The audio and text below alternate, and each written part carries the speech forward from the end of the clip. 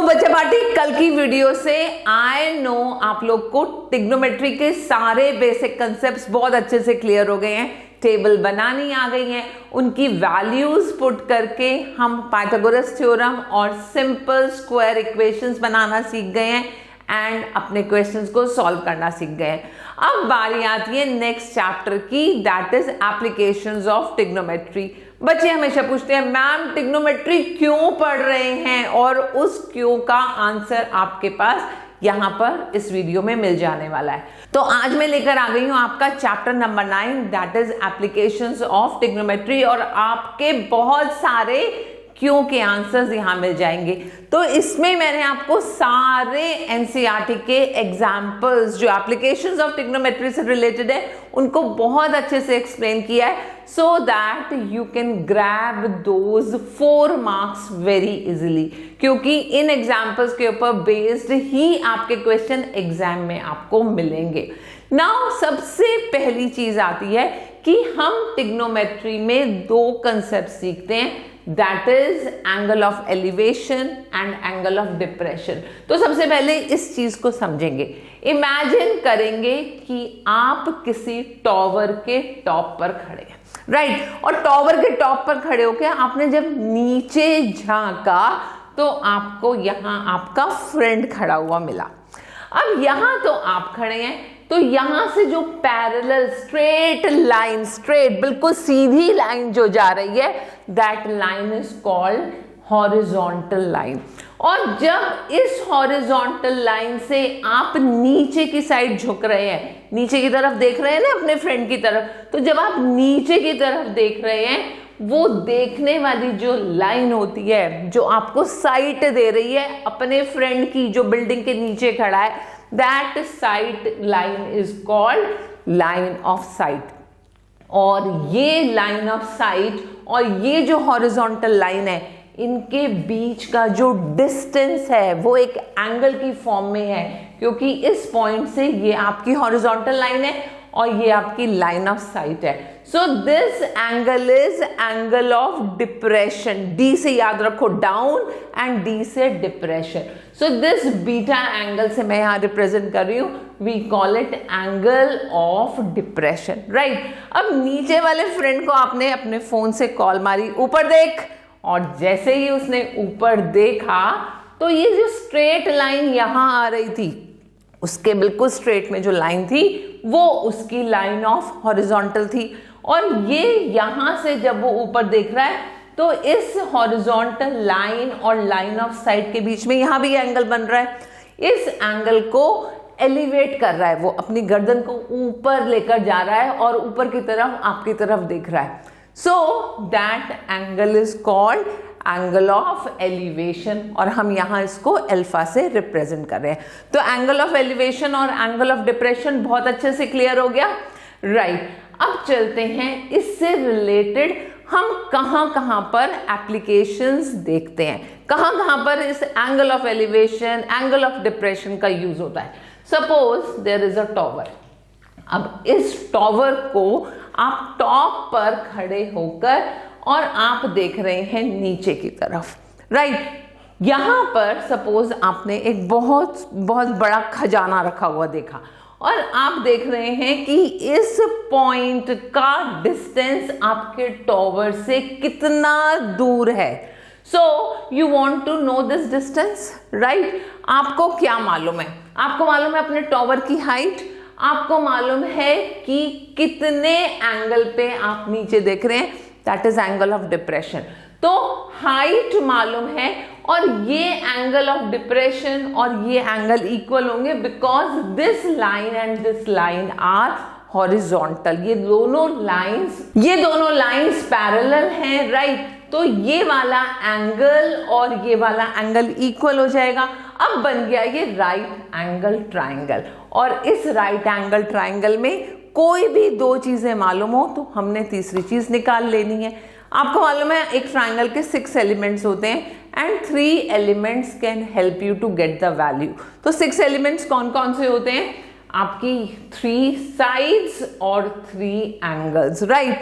अब हमने रिलेट करना है, हो सकता है हमें हाइट मालूम हो, हमें ये डिस्टेंस निकालना है, हो सकता है हमें ये डिस्टेंस मालूम हो और हमें टॉवर की हाइट निकालनी है, और ये भी हो सकता है कुछ ऐसे केसेस होते हैं आप काइट फ्लाइंग कर रहे हैं, आपको काइट की लेंथ ऑफ द स्ट्रिंग निकालनी है, तो वो लेंथ ऑफ द स्ट्रिंग इस फॉर्म में हो सकती है।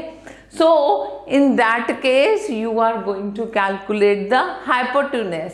तो इस सिचुएशन से आपको ये पता चला कि हम कहाँ पर एंगल्स क्रिएट होते हुए देखते हैं। अब इसको और अच्छे से विजुलाइज करेंगे and we are going to learn how to label the right triangle from angle of elevation. तो सपोज आपका यहाँ ऑब्जर्वर खड़ा है, ऑब्जर्वर का ये एंगल ऑफ साइट है और वो ऑब्जेक्ट को ऑब्जर्व कर रहा है। अब ये वाली जो बेस लाइन है ये तो हॉरिजॉन्टल लाइन हो गई एंड ये एंगल ऑफ एलिवेशन है। अब इस एंगल के साथ जो लाइन होगी वो हमेशा बेस होगी और इसके अपोजिट की जो लाइन होगी उसको हम हमेशा परपेंडिकुलर नेम देंगे, वो परपेंडिकुलर होगा। So this is perpendicular, this is base, and क्योंकि ये राइट एंगल बन रहा है इसलिए ये आपका हाइपोटेन्यूज हो जाएगा। Got it? ये बात हो गई आपके एंगल ऑफ एलिवेशन में। अब इमेजिन करो आपका ऑब्जर्वर कहीं ऊपर खड़ा हुआ है और वो देख रहा है नीचे ऑब्जेक्ट को, राइट? तो आपका ये राइट एंगल ट्रायंगल बनेगा because this is a horizontal line.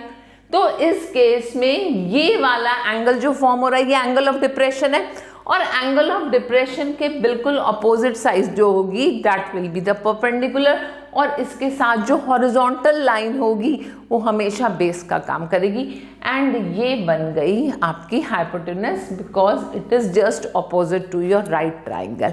अब किस किस सिचुएशन में राइट ट्राइंगल्स फॉर्म होते हैं, किस किस फॉर्म में हम उनकी वैल्यूज निकालते हैं, वो हम यहाँ पर डिफरेंट एग्जाम्पल्स करेंगे और उससे बहुत अच्छे से क्लियर हो जाएगा। So coming to the first example, a tower stands vertically on the ground. यहाँ आपको एक टॉवर दिया हुआ है, it's standing vertically on the ground. From a point on a ground, ये आपका पॉइंट है ग्राउंड पर, which is 15 meters away from the foot of the tower. तो ये फुट ऑफ द टॉवर है, इससे 15 मीटर्स दूर एक पॉइंट है, वहां से angle of elevation of the top of the tower is found to be 60 degree. यहां से एक पर्सन ने ऑब्जर्व किया टॉप ऑफ द टॉवर को और वहां आपका एंगल फॉर्म हुआ 60 डिग्री। रियल लाइफ एप्लीकेशन है, रियल लाइफ में ऐसा होता है। अब क्वेश्चन में क्या पूछा है? Find the height of the tower. तो हमें मालूम है कि वो पर्सन बिल्डिंग से कितनी दूर खड़ा है, वो टॉप पॉइंट को किस एंगल में ऑब्जर्व कर रहा है, ध्यान से समझना।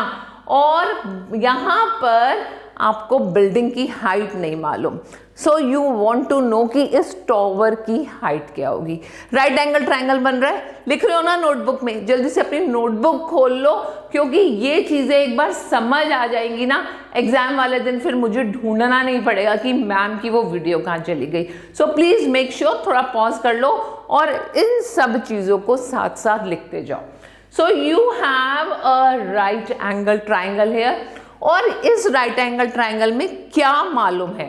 We know the base, perpendicular पता लगाना है, so perpendicular is unknown, and perpendicular और बेस की रिलेशन होती है tan थीटा में। तो हमने सिंपली लिख दिया tan 60 is equal to perpendicular upon base. P upon B होता है ना, तो यहाँ परपेंडिकुलर है AB और बेस हमें मालूम है BC है which is 15 metre.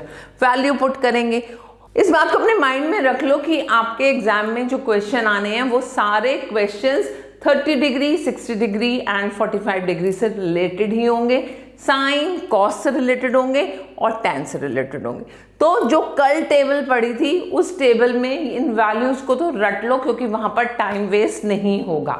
Now you know tan 60 √3 होता है, तो यहां पर रखा √3, ए बी अननोन है, उसको ए बी ही रहने दिया, और अपॉन बी सी की वैल्यू 15 होती है, तो ए बी की वैल्यू सीधा आ गई 15√3 and we write the height of the tower is 15√3 metres. Concept clear हो गया, कोई डाउट तो नहीं है। नेक्स्ट एग्जाम्पल पे चलते हैं, बहुत आराम से करेंगे जिससे कहीं पर भी डाउट ना रहे।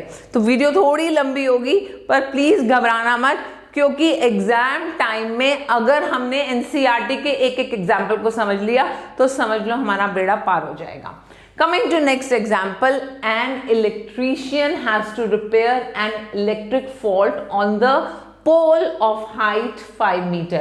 अब आपको पोल दिया हुआ है जिसकी हाइट 5 मीटर है। She needs to reach the point 1.3 metre below the top of the pole.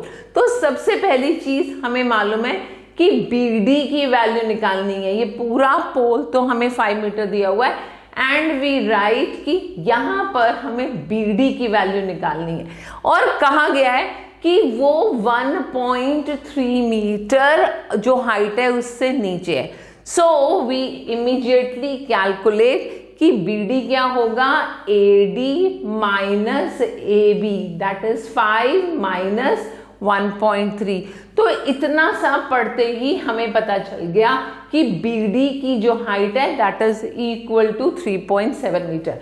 अब इस फिगर को रफ ड्रॉ करते ही बहुत सारी चीज ना इमीडिएटली आपके माइंड में क्लियर हो जाएंगी और उससे आप इमीडिएटली रिलेट कर पाएंगे कि कौन सा फॉर्मूला कहां पर अप्लाई होना है।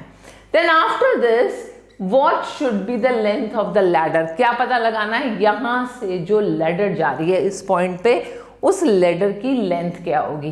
तो क्या पता लगाना है, hypotenuse which is inclined at the angle of 60 degree to the horizontal। तो ये horizontal है, इस पर 60 डिग्री का ये एंगल बन रहा है। Got it? So what do you want? हमें hypotenuse निकालना है। क्या मालूम है, हमें परपेंडिकुलर मालूम है, राइट? कितना है परपेंडिकुलर, 3.7। अब साइन 60 पर आ जाओ। साइन 60 क्या होता है, that is your perpendicular upon hypotenuse, that is BD upon BC। तो हमने डायरेक्टली लिख दिया sine 60 is BD upon BC। अब हमें BD की वैल्यू मालूम है 3.7, BC क्या है, that is unknown and we know sine 60 क्या होता है, गुड, दैट्स √3/2।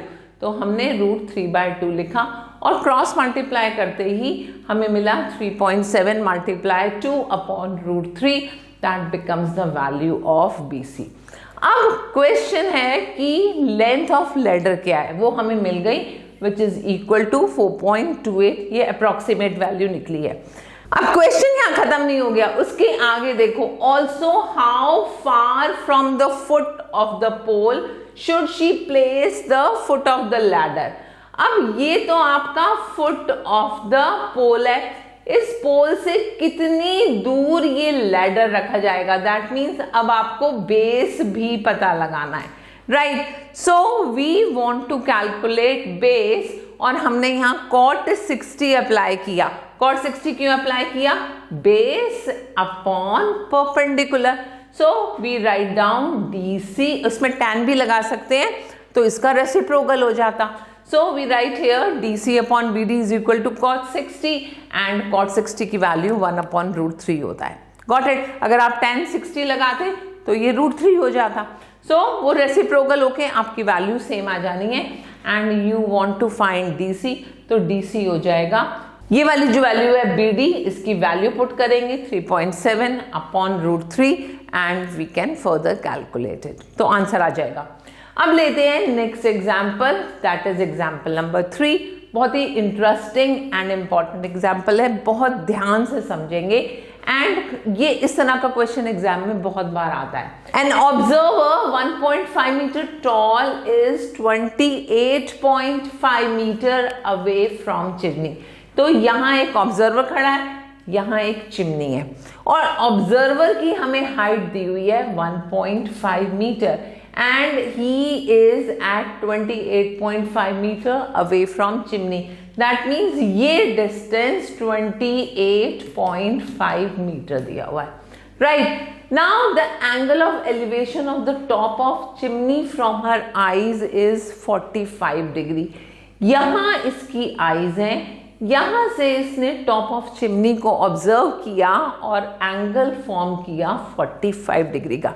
तो जैसे जैसे हम क्वेश्चन को रीड कर रहे हैं उसको एज इट इज विजुअलाइज कर रहे हैं एंड हम इमिडिएटली एक राइट एंगल ट्रायंगल बनाने के कैपेबल हो जाते हैं और हमें वैल्यूज नजर आ जाती हैं।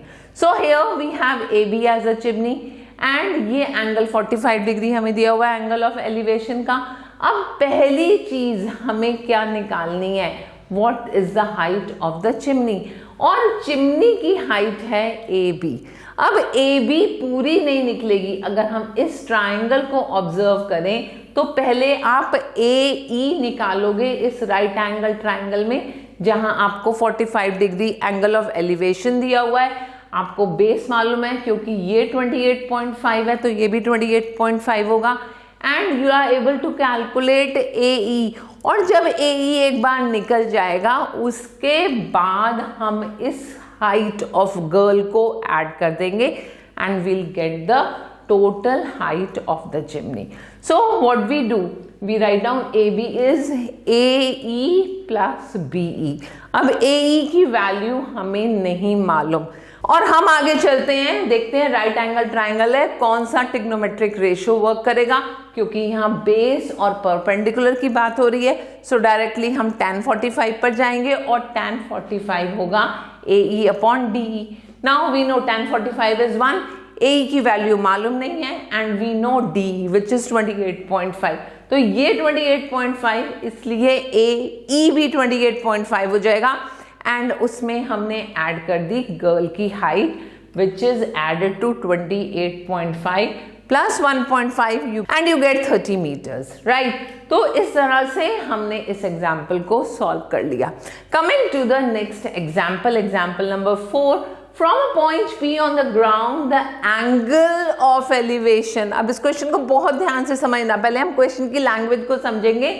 From the point on the ground, एक पॉइंट है P ग्राउंड में and angle of elevation of the top of 10 meter tall building is 30 degree। So this is 10 meter tall, यहाँ लिखो 10, यहां से एंगल बना 30 डिग्री का। और कहानी यहां खत्म नहीं हुई है, आगे लिखा है a flag is hoisted on the top of the building. इस बिल्डिंग के ऊपर एक फ्लैग है and the angle of elevation of the top of the flag staff from the same point is 45 degree. अब इसी पॉइंट से यहां इस फ्लैग स्टाफ के टॉप पर एक एंगल बन रहा है और वो कितने डिग्री का है, that is 45 degree. You have to find the length of the flagstaff. That means ये dB की हाइट आपने निकाल दी है and the distance of the building from the point B. That means ये बेस भी आपको पता लगाना है। अब यहाँ बहुत ध्यान से अगर आप देखेंगे 2 राइट ट्राइंगल्स बन रहे हैं। तो पहला राइट ट्राइंगल ये जिसमें आपको बिल्डिंग की हाइट मालूम है, एंगल मालूम है विच इज 30 डिग्री एंड यहां से आप PA जो बेस है वो निकाल सकते हैं। और बेस और हाइट की रिलेशन फिर से tan या cot अप्लाई करेंगे। तो यहां हमने tan 30 अप्लाई किया AB अपॉन AP। tan 30 की वैल्यू 1/√3 होती है। AB आपको मालूम है 10 मीटर है, इसकी हाइट 10 मीटर दी हुई है अपॉन AP। तो यहां से आपने AP निकाला 10√3। अब AP की वैल्यू 10√3 पता चल गई। अब हम इस ट्राइंगल को भूलकर अब हम बड़े ट्राइंगल की बात करेंगे और बड़े ट्राइंगल में एंगल कितना है 45 डिग्री। बेस हमें मालूम है AP जो हमने अभी कैलकुलेट किया है।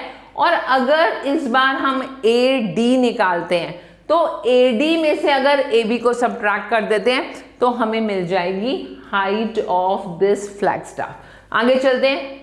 सबसे पहले 10√3 को हमने डेसिमल में कन्वर्ट किया और उसके बाद AD की वैल्यू, यहाँ AD है दिस इज 10 और यहाँ पर प्लस x कर दिया, राइट। तो हमने लिखा 10 प्लस x। अब tan 45 1 होता है, तो 1 is equal to AD upon AP। AD की वैल्यू 10 प्लस x रखा अपॉन 10√3, और जब इसको सॉल्व करेंगे तो हमें x की वैल्यू मिल जाएगी, that is the length of the flag staff, and we write down it is 7.32 metres.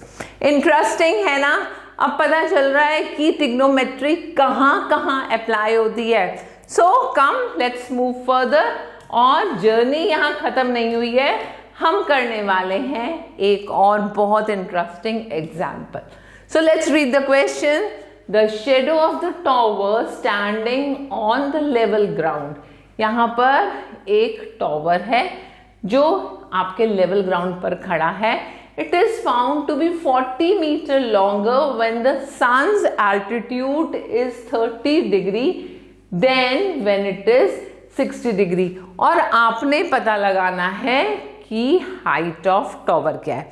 तो आपको टॉवर दिया है AB, we say that the tower is AB, and एक बार उसने एंगल बनाया 60 डिग्री एल्टीट्यूड ऑफ सन ने, एक बार एंगल बनाया 30 डिग्री, और आपने ऑब्जर्व किया कि ये 30 डिग्री वाला एंगल बिल्डिंग से ज्यादा दूर जा रहा है।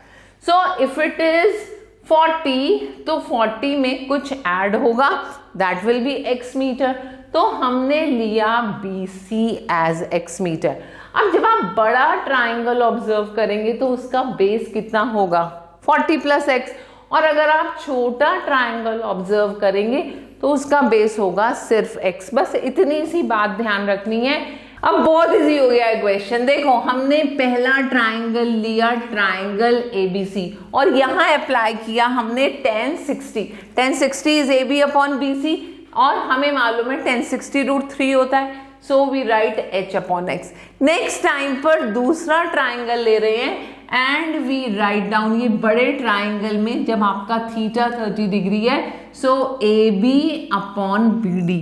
तो यहाँ AB अपॉन BD जब रखा 1030 है 1 upon √3, we put 1 upon √3।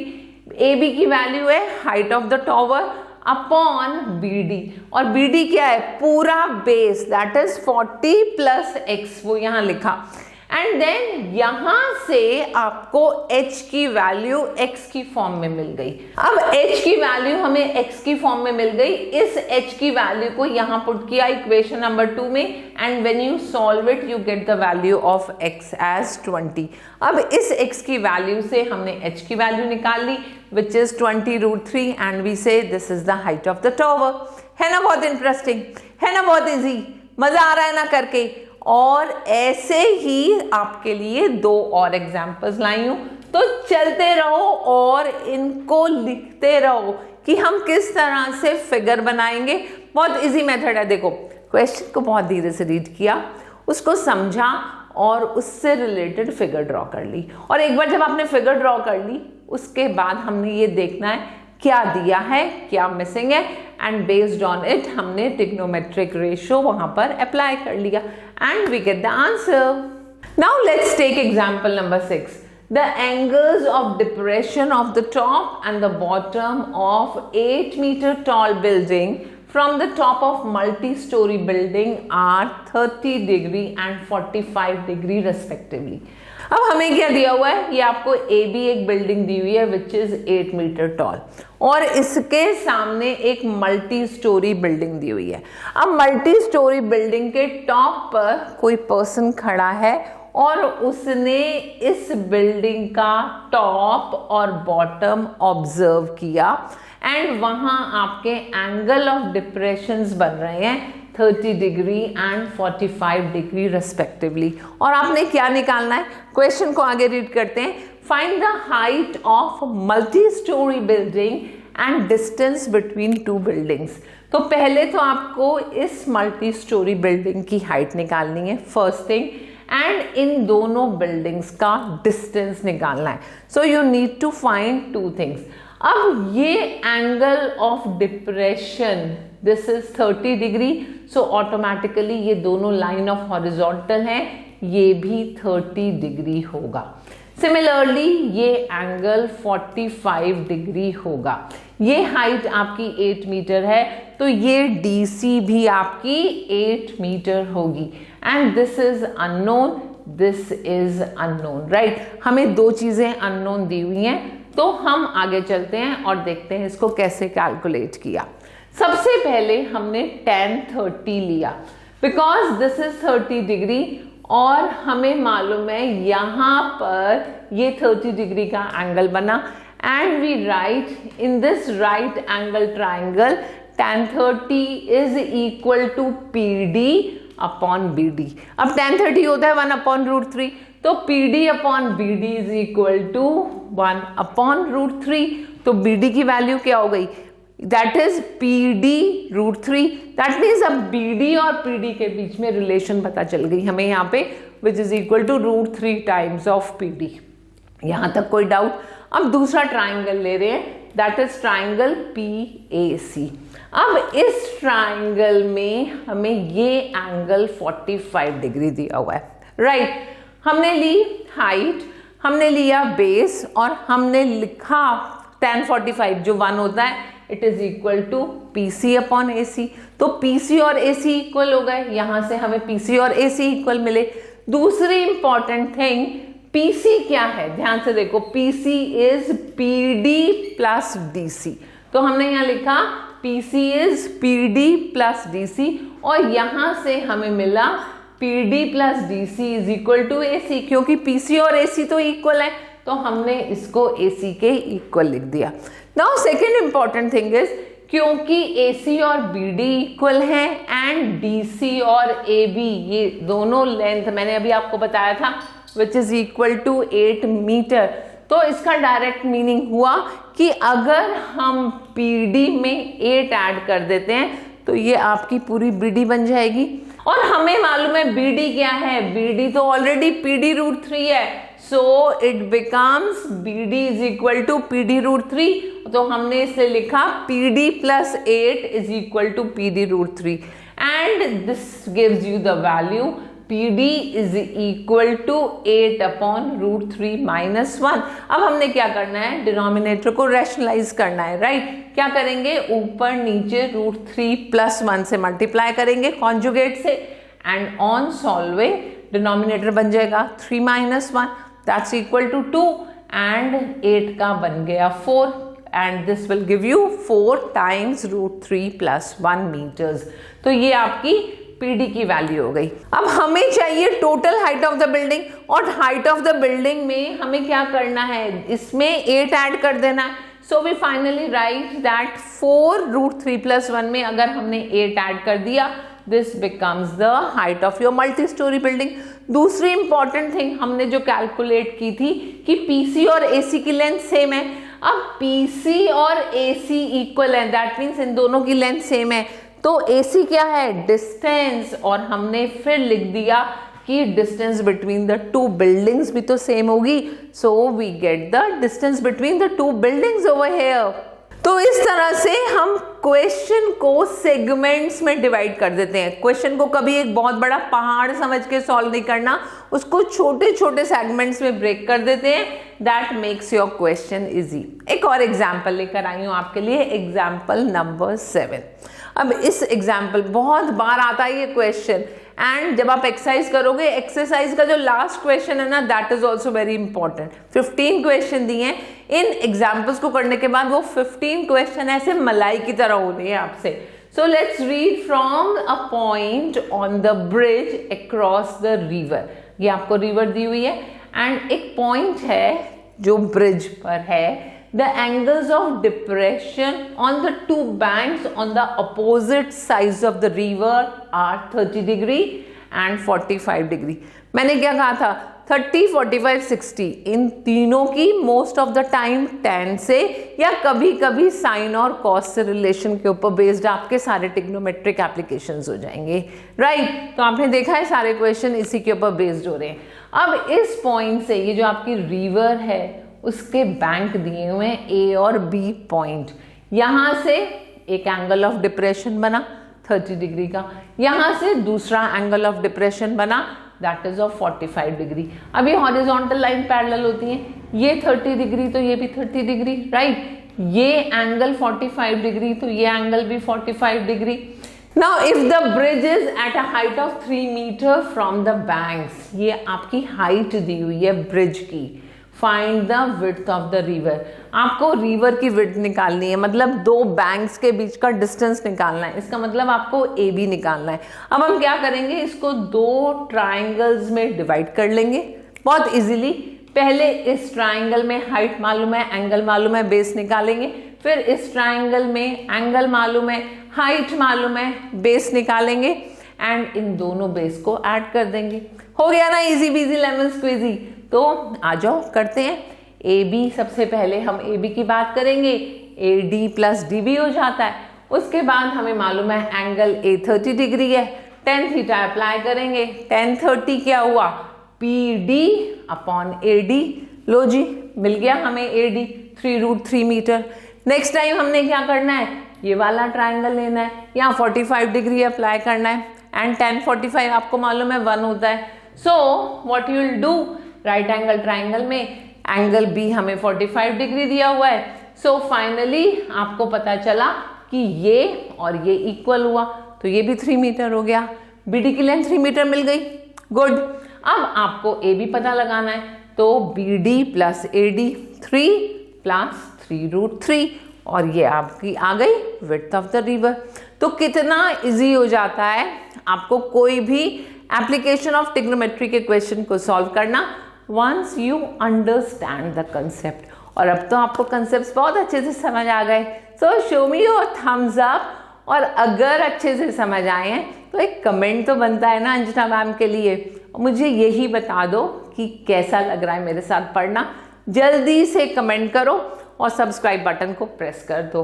So I will be meeting back with you very soon with your one shot of next chapter. Anjana signs off for today. Goodbye.